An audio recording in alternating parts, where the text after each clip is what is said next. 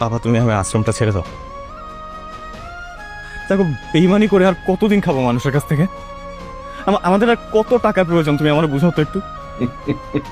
বাবজান, আমি এগুলা কার জন্য করতেছি? সব তো তোমার জন্যে। বাবা আমার এত কিছু লাগবে না বাবা। এই এই মানুষগুলো লিটারালি আমাকে হন্ট করে। তোমাকে করে না কখনো? মুশকিল বাবজান, দুনিয়াটা খুব নির্মম, খুবই সেলফিশ একটা জায়গা।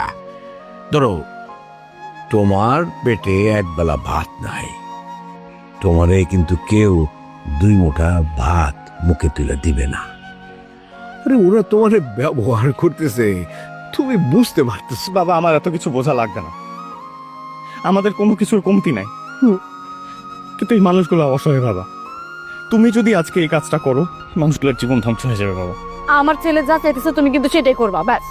আমি কোনো কথা শুনবো না। মানে তুমি চাও যে আমি আশ্রমটা ছেড়ে দেই? হ্যাঁ বাবা প্লিজ। আচ্ছা ঠিক আছে, এত উদ্গ্রীব হচ্ছ কেন? তুমি যেটা চাইতেছো সেটাই হবে।